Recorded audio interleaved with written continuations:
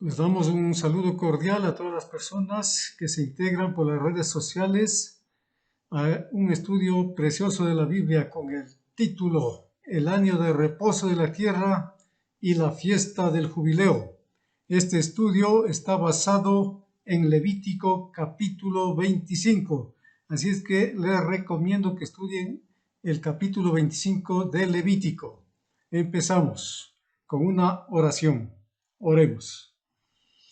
Padre nuestro que estás en los cielos, santificado sea tu nombre. Te damos gracias porque vamos a estudiar tu palabra. Dirígenos en esta oportunidad, en este estudio precioso de tu palabra y que podamos aprender y entender lo que tú nos quieres enseñar en esta oportunidad. Ayúdanos en todo, te lo pedimos y agradecemos en el nombre de nuestro Señor Jesucristo. Amén. Empecemos. El jubileo era la culminación de una serie de instituciones sabáticas. El sábado semanal era la primera institución dada al hombre, según Génesis capítulo 2 versículos 2 y 3. El séptimo día de la semana era sagrado y apartado para ser observado como el día de descanso de Jehová, según Isaías 58, versículos del 13 y 14. Y también está en Éxodo capítulo 20, versículos del 8 al 11. Después que los hijos de Israel entraron en la tierra prometida, Dios ordenó que cada 7 años debiera ser un sábado de descanso para la tierra, un sábado para el Señor. El pueblo no estaba permitido sembrar sus campos ni podar sus viñedos durante el séptimo año, ni tampoco podían recoger para guardar en sus bodegas aquello que crecía por cuenta propia. El dueño de la tierra podía tomar todo cuanto quisiera para su uso inmediato, pero sus siervos y los extranjeros e inclusive las bestias tenían igual derecho con el propietario en disfrutar los frutos de sus campos durante el año sabático, de acuerdo con Levítico capítulo 25, versículos del 1 al 7. En el mes séptimo del año sagrado, el año sagrado judío empezaba en la primavera y el año civil en el otoño. El mes séptimo del año sagrado, el mes de Tishri, era llamado por algunos escritores el mes sabático, ya que la mayoría de los sábados anuales y las fiestas caían en ese mes que en cualquier otro mes del año. El primer día de este mes era la fiesta de sonar las trompetas. El día de la expiación caía en el día 10º y la fiesta de los tabernáculos empezaba el día 15 y en cada 50 años, el 10º día de Tishri daba inicio al jubileo. Podemos encontrarlo en Levítico capítulo 25 versículos del 8 al 11. La observancia del sábado semanal era una señal que el pueblo pertenecía a Dios. Y al permitir que su tierra descansara durante el sábado del séptimo año, ellos reconocían que no solamente ellos mismos, sino su tierra, su tiempo y todo lo que poseían le pertenecía a Dios, de acuerdo a Ezequiel capítulo 20, versículos 12 y 20. Al Señor le complacía de manera especial el sábado del séptimo año, y el desdén por su mandamiento para observarlo era ofensivo a su vista. Los hijos de Israel fueron llevados al cautiverio babilónico porque no habían permitido que la tierra disfrutara de sus sábados, según segunda de Crónicas, capítulo 36, versículos del 18 al 21. En su amor por la avaricia y las ganancias, habían trabajado la tierra cada año, y Dios los llevó y dejó que la tierra quedara desolada para que pudiera guardar el sábado durante 70 años. Si siempre se hubiera obedecido a los mandamientos de Dios y la tierra hubiera tenido su descanso cada séptimo año, la tierra no se habría desgastado como un manto viejo, según Isaías 51:6, sino que se habría permanecido productiva. Todos los mandamientos de Dios serán honrados, y mientras la tierra permanece desolada 70 años, guardando el sábado durante el cautiverio babilónico, para expiar por la desobediencia del antiguo Israel. De igual manera, después de la segunda venida de Cristo, la tierra permanecerá desolada 1000 años, guardando el sábado para expiar por los muchos sábados que han sido desdeñados desde aquel tiempo. De acuerdo a Apocalipsis 20, versículos del 1 al 4, Sofonías capítulo 1, versículos del 1 al 3 y Jeremías capítulo 4, versículos 23 y 27. El sábado semanal era un peldaño que conducía hacia las otras instituciones sabáticas, y además, siendo un memorial de la creación, señalaba hacia el descanso final del jubileo. Cuando el pueblo de Dios, por amor a los intereses mundanos, lo rechaza, se colocan a sí mismos donde no podía apreciar el plan original de Dios para otorgarles el sábado para descansar, según Jeremías capítulo 17, versículos del 21 al 27. El jubileo era el 50º año después de 7 semanas de años, y ocurriría al menos una vez en la existencia de cada individuo que sobrevivía su vida natural, según Levítico capítulo 25, versículos 10 y 11. El día de la expiación era el más solemne de todas las fiestas y el jubileo el más alegre.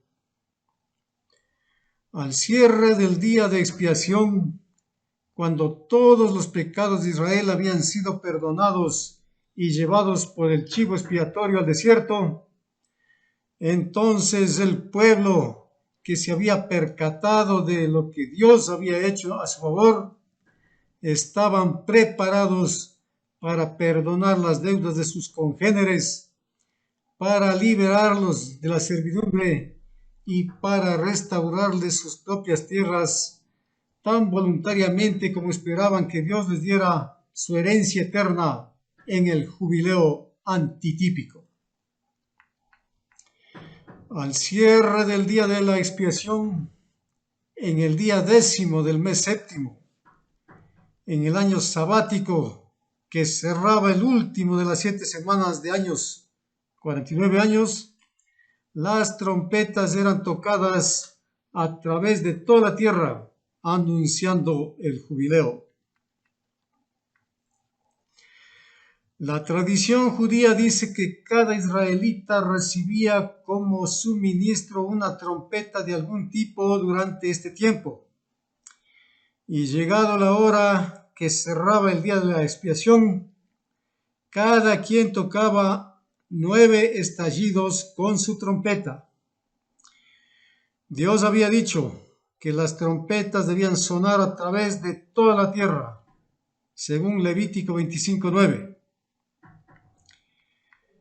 Cuán parecido a la trompeta final del Señor que lo encontramos en 1 Corintios 15, del 51 al 53, era el estallido de las trompetas del jubileo en el antiguo Israel.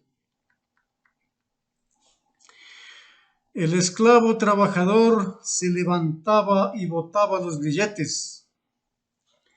Para el hombre avaro y codicioso, quien había oprimido al asalariado y a la viuda para aumentar sus posesiones, llegaba como un campanazo de muerte para todas sus esperanzas. De acuerdo a Isaías capítulo 2, versículos 20 y 21. Toda persona en esclavitud era liberada y todos regresaban a su propia tierra, de acuerdo a Levítico 25, versículos 12 y 13. No existen registros de algún servicio religioso u ofrendas fueran requeridos durante el jubileo, diferente de los servicios ordinarios de otros años. Era un tiempo cuando todos, ricos y pobres, encumbrados y bajos, compartían por igual de aquello que crecía por sí solo en los campos y viñedos. El jubileo seguía al sábado de 7 años, de esa manera colocando 2 años sabáticos en sucesión. Pero Dios hacía amplia provisión para su pueblo al ordenar su bendición sobre el año 48, cuando la tierra producía suficiente para mantener al pueblo por 3 años. Esto lo encontramos en Isaías 37:30 y Levítico 25, versículos 11 y 12. En la Biblia no se menciona una sola observancia del jubileo y por esta razón algunos escritores piensan que de pronto no se observaba, pero todos los demás festivos mosaicos eran observados y sería extraño que uno que fuera tan orgánicamente relacionado con las otras fiestas y en realidad es el clímax de todas las festividades debería ser omitido. El jubileo debía de haber sido observado porque la ley de inalienabilidad de bienes raíces que estaba basada sobre el jubileo existía entre los judíos. Esto lo encontramos en Números capítulo 36, versículos 4 y 6 y 7. También está en Ruth capítulo 4, versículos del 1 al 4. Josefo habla de ello como de observancia permanente. Se registran instancias cuando el trabajo del año del jubileo era desempeñado por los israelitas. Nehemías, en su gran obra de reforma, exigía que los israelitas les dieran libertad a sus siervos y restaurar las tierras y viñedos a los dueños originales, según Nehemías capítulo 5, versículos del 1 al 19. En la víspera del cautiverio babilónico, Sedequías le proclamó libertad a todos. Él evidentemente planeaba celebrar el jubileo. Si lo hubiera hecho, le habría dado libertad, pero él estaba demasiado vacilante para cumplir con los requerimientos. El Señor envió un mensaje diciendo que él había hecho bien en proclamar libertad. Todo hombre a su vecino, pero al fallar en otorgarla, él había profanado el nombre del Señor, según Jeremías capítulo 34, versículos del 8 al 17. Todos los intereses comerciales del antiguo Israel enseñaba el Evangelio. Mientras era permitido morar en la tierra prometida y disfrutar de sus privilegios, sin embargo, solo era el mayordomo no el dueño. El decreto divino era: la tierra no se venderá a perpetuidad, porque la tierra mía es, pues vosotros forasteros y extranjeros sois para conmigo. Esto lo encontramos en Levítico capítulo 25, versículo 23. No obstante el hecho de que el Señor es el dueño del mundo, sin embargo, el que se considera un extranjero y permanece con su pueblo sobre la tierra hasta que el jubileo antitípico, cuando Satanás, el actual príncipe de este mundo, se enfrentará a su perdición. Si un hombre se involucraba y era obligado a vender su casa, esta era vendida con el entendimiento que debía ser devuelta a su dueño original cuando sonaban las trompetas del jubileo en la tierra. Si el hombre desafortunado tenía un pariente cercano capaz de redimir su tierra, el comprador no podía retenerla, ni siquiera hasta el jubileo. De acuerdo a Levítico capítulo 25, versículos del 25 al 28. Una pobre viuda que sufría desgracia tras desgracia hasta que su vecino acaudalado, quien por mucho tiempo codiciaba su tierra, ha adquirido posesión, y ella con tristeza es obligada a abandonar el hogar de su infancia y trabajar por una mera pitanza que no cumple con las necesidades de su casa.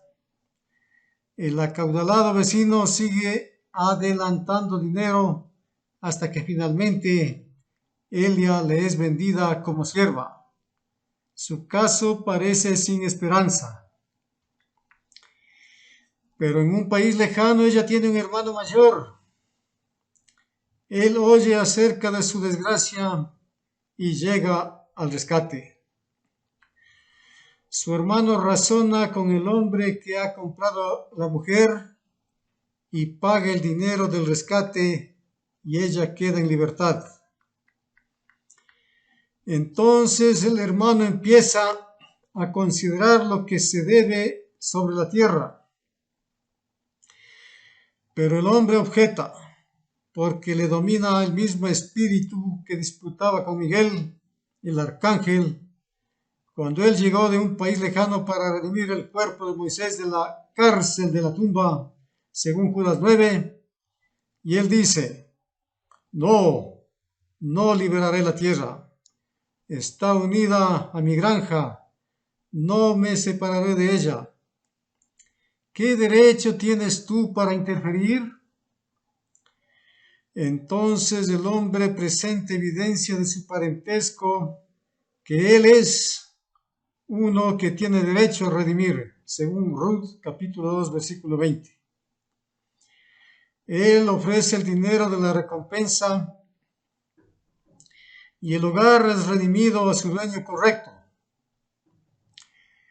Un extraño podría haber querido ayudar a la pobre viuda, pero su dinero nunca la habría podido liberar. El precio debe ser pagado por uno que tiene derecho a redimir, un pariente cercano. Cuán impactante era el poder de Cristo enseñado en la vida comercial cotidiana del israelita.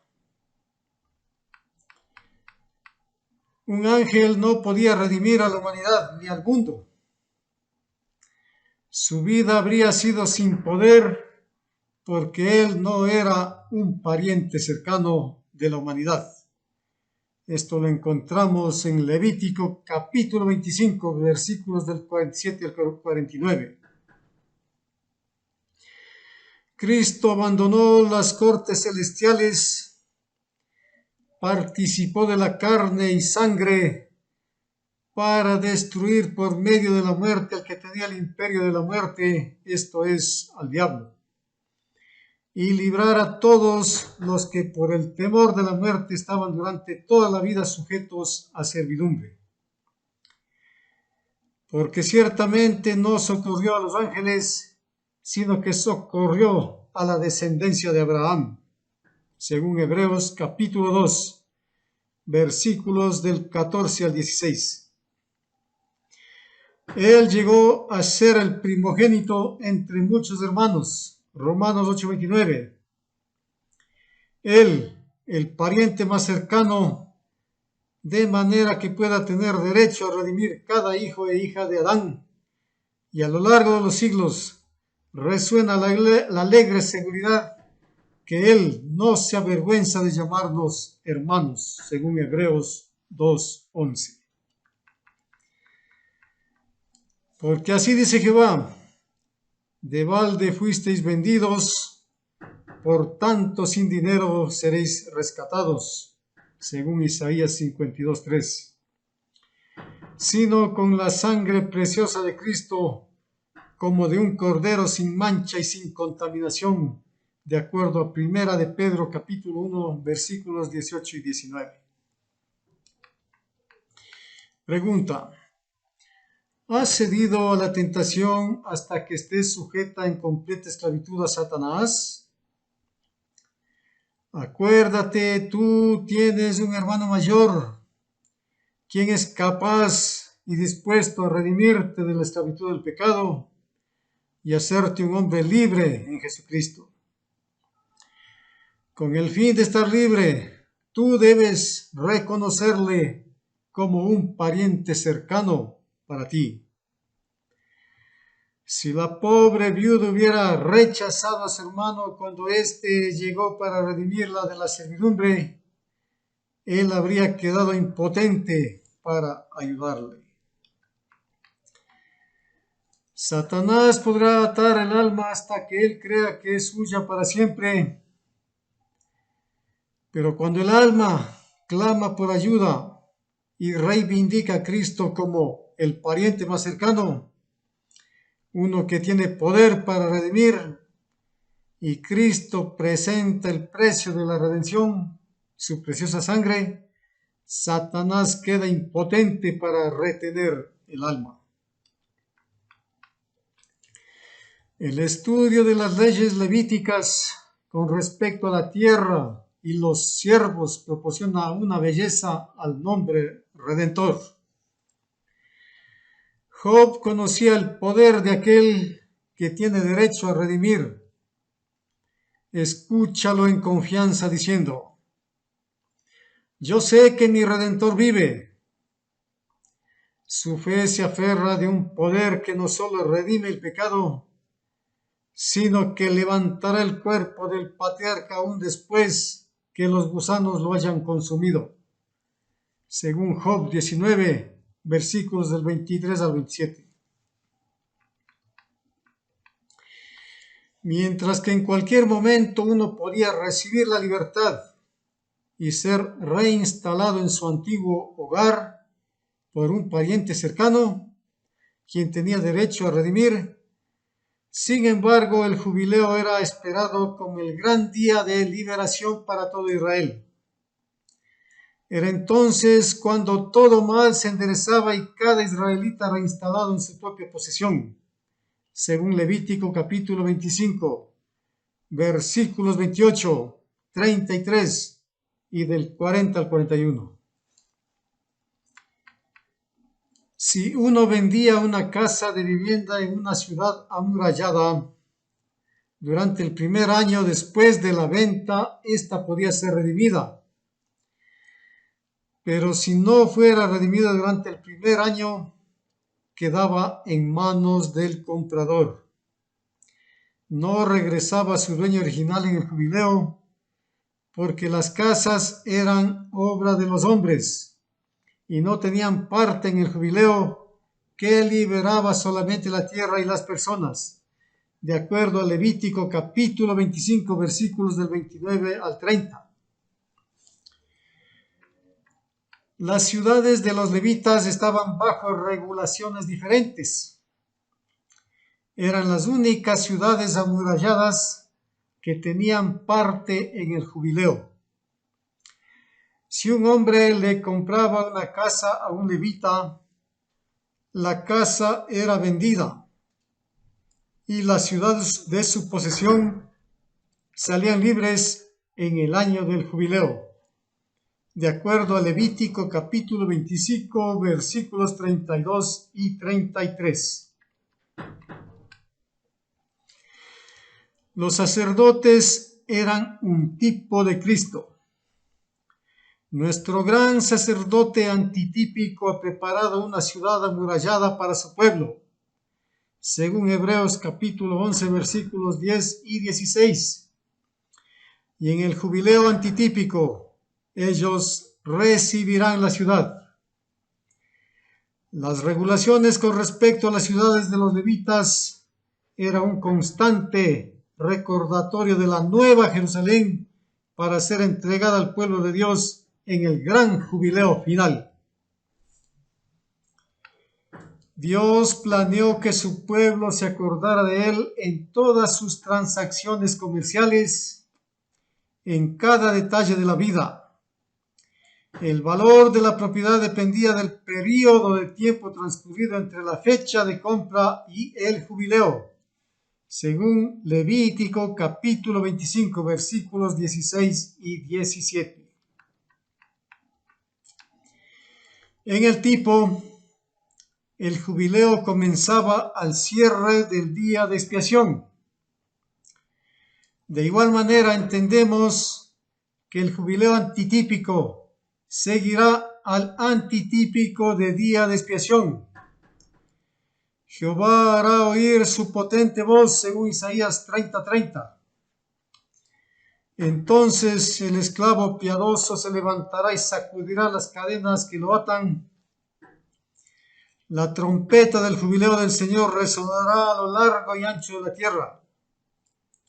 Los santos que estén durmiendo en la cárcel de Satanás, la tumba, escucharán el alegre sonido, y aquel que puso el mundo como un desierto, que asoló sus ciudades, que a sus presos nunca abrió la cárcel, no le permitió a sus prisioneros ir a casa, según Isaías 14:17, será incapaz de retener su presa, porque nuestro Redentor ha dicho: pero así dice Jehová, ciertamente el cautivo será rescatado del valiente, sí, liberado del poder del pecado y de Satanás, según Isaías 49:25.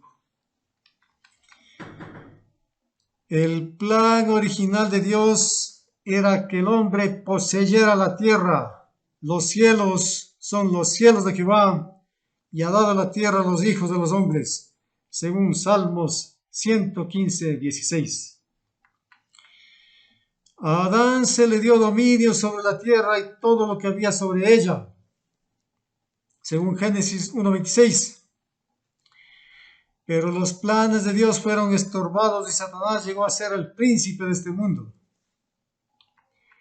En el jubileo antitípico, los redimidos del Señor serán reinstalados en el hogar original del hombre. Repito, en el jubileo antitípico, los redimidos del Señor serán reinstalados en el hogar original del hombre. La tierra restaurada a su belleza original será entregada a los hijos del hombre como su hogar eterno, según Mateo 5:5, Salmos 37, versículos 11 y 34. El sábado semanal del séptimo día que el Señor santificó y dio a la humanidad antes de la maldición del pecado, descansará sobre la tierra. Entonces será guardado conforme al plan original de Dios, y a través de la eternidad, de sábado en sábado, vendrán todos a adorar delante de mí, dijo Jehová. De acuerdo a Isaías capítulo 66, versículos 22 y 23. Finalmente, hermanos y amigos, ciertamente consolará Jehová a Sión, consolará todas sus soledades y cambiará su desierto en paraíso y su soledad en huerto de Jehová. Se hallará en ella alegría y gozo, alabanza y voces de canto. Isaías 51:3. Hasta aquí este estudio precioso de la Biblia acerca de Levítico capítulo 25.